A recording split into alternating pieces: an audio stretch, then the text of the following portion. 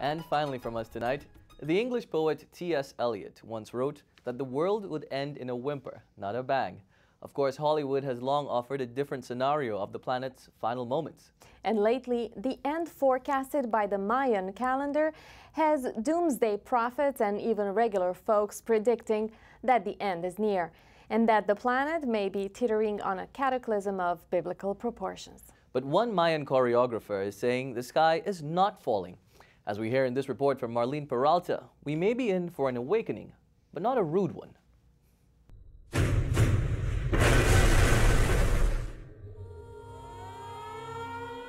The Mayans knew about it.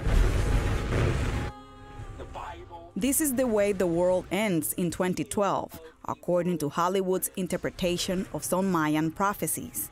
However, the truth is that civilization may not be drowned by giant waves or swallowed by a gaping hole in the earth.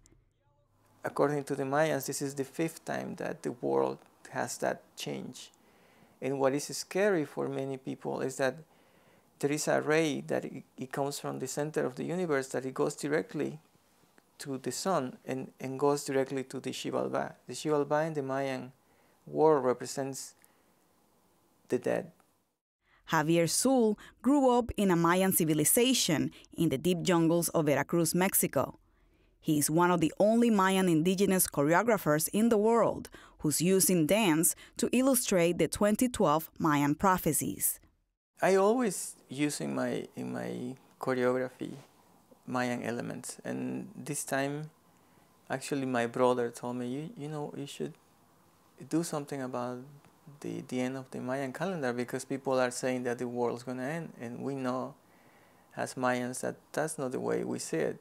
What the Mayans do see, according to Zul, is a new beginning at the end of their calendar in 2012, hence the name of his latest performance. In Mayan culture, there is the idea that when you are a king, you have the capacity to transform your body. And when you're a priest, you have even more capacity to transform your body into gods, animals, into things on the underworld. So you learn since very young how to do that with your body, so you are able to make of your body energy and magic.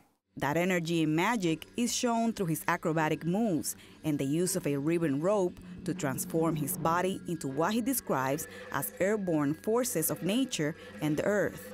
One such force is the Mayan god, represented as a feathered serpent. I can find that people understand that primitive part of it, but at the same time, because I dance with companies that give me the knowledge of the aesthetic that we see in dance, it helped me to kind of put it in a way that you can see both. You can see the primal movement, the raw movement, and you can see the beautiful movement with technique and acrobacy. He's been part of many recognized dance companies ever since, including Ballet Nacional of Cuba. I have the opportunity to be trained for the best dancers in Cuba, and then I just came out of Cuba for a year and came to same place in Mexico, and then Martha Graham, the company, was teaching there, and they say, oh, come to New York, we give you a scholarship to take a workshop.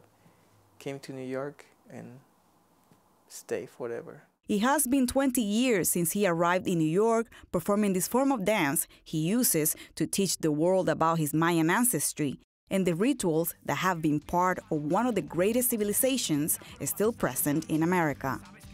Marlene Peralta for Independent Sources.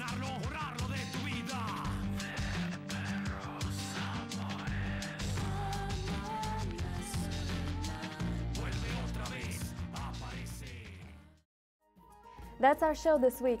Thanks for staying tuned. Till the next time, be independent-minded.